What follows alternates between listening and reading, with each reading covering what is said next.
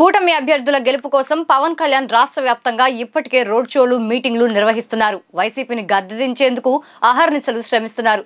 ఈ నేపథ్యంలో mega family అంతా ఇప్పుడు చలో పిఠాపురం అంటుంది. మరి ఇప్పుడు స్థానికంగా ఎలాంటి చర్చ జరుగుతోంది, లోకల్ టాక్ ఎలా ఉందో ఇప్పుడు చూద్దాం.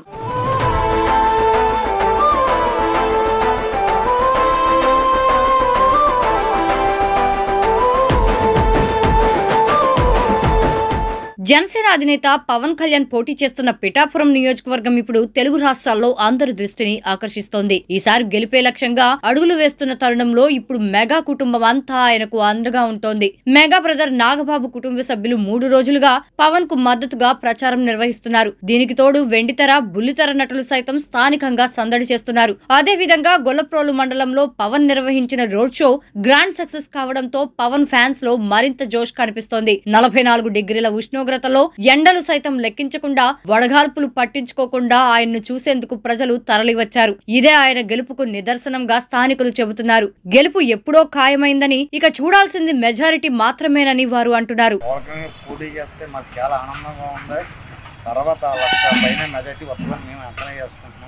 మా అంచనా 60,000 నుంచి 80,000 మధ్యలో విన్ అవుతారు. ఇది పక్కా కన్ఫర్మ్. ఆయన మాకు రావటం, పిఠాపురం రావటం మా అదృష్టంగా భావిస్తున్నాం. అలాగే పిఠాపురం ప్రజలందరూ కూడా అతనికి పట్టం కట్టడానికి రెడీగా ఉన్నారు. ఎక్కడంటే మీరు చూడండి, పవన్ కళ్యాణ్ గారు విన్ కన్ఫర్మ్ గా చెప్తారు. తర్వాత ఏంటంటే చాలా మంది అంటున్నారు ఎలా గెలుస్తారు, ఎక్కడి నుంచి వచ్చారు అంటే, ఈ ఊర్లో ఏ నాయకులన్నా గెలిచాక 1 నెలలో రాత్రి నిద్రించారా అని మేము ఒక ప్రశ్న వేస్తున్నాం. ఎవరైనా సరే ఇప్పుడు దాకా చేసిన ఎమ్మెల్యేలు మాకు ఓటు వచ్చాక మేము 4 సార్లు వేసాం. అంటే 20 సంవత్సరాల అనుభవం ఉంది నాకు. అయితే ఏ నాయకులైనా సరే 1 నెలల పాటు ఇక్కడ ఏమైనా నిద్ర చేశారా? ఒకరోజు కూడా నిద్ర చేయలేదని నా అంచనా. అలాంటప్పుడు ఏ ఊరైతే మీకు ఎక్కడైతే ఎందుకంటే మీరు పిఠాపురంలో ఉంటున్నారా?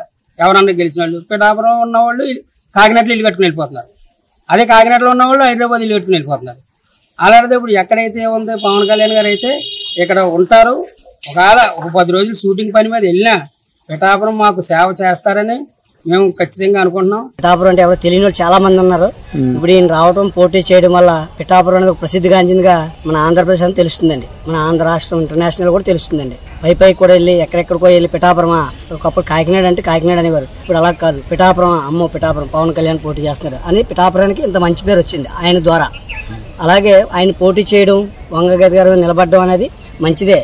కానీ పవన్ కళ్యాణ్ నెగ్గరని అంటారు. ప్రజలందరూ కూడా చెప్తున్నారు పవన్ కళ్యాణ్ రావాలి, ఒకసారి చూద్దాం. మొత్తంగా ఎన్నికలకు మరో 2 వారాల సమయం ఉన్నప్పటికీ పవన్ గెలుపుపై ఇప్పటికే అంచనాలు పెరుగుతున్నాయి. మొన్నటి వరకు ఒక్కడుగా కనిపించిన పవన్ వెంట ఇప్పుడు పార్టీ ముఖ్య నేతలు, సెలబ్రిటీలతో పాటు మెగా ఫ్యామిలీ అంతా అండగా నిలవడం శుభ పరిణామం అంటున్నారు. పవన్ కళ్యాణ్ గారి గెలుపు మాత్రం ఖాయం అండి. 70,000 మెజార్టీలో ఎంతమందిని చూసాం కదండి. వరుణ్ గారిని చూసాం, గీత గారిని చూసాం, అంతకుముందు ఈయన పెంగం దొరబాబు గారిని 2 సార్లు చూసాం. బీజేపీలో ఒకసారి, మన వైసీపీలో ఒకసారి.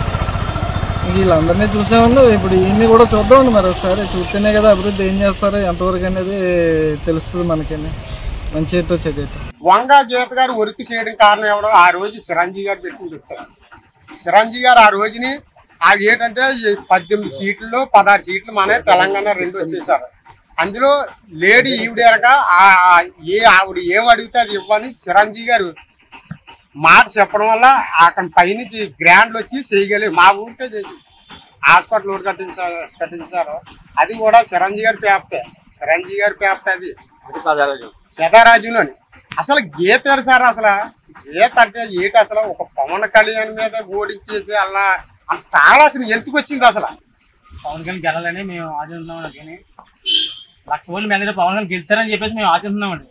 దానిపైన ఎంత ఉందని